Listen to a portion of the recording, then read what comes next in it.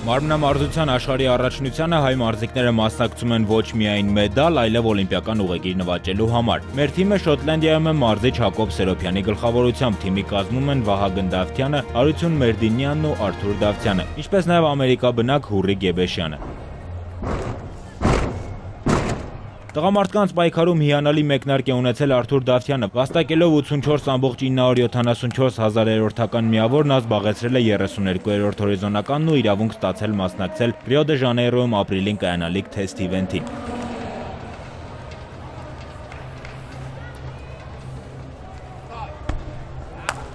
Վահագն Դավթյանն ու Հարություն Մերդինյանը, որոնք հանդես են գալիս օղակներ եւ նժույգ թափեր ձևերում, 4-րդ եւ 2-րդ հորիզոնականներով դուրս են եկել եզրափակիչ եւ հոկտեմբերի 31-ին ու նոյեմբերի 1-ին կպայքարեն օլիմպիական ուղեգրերի համար։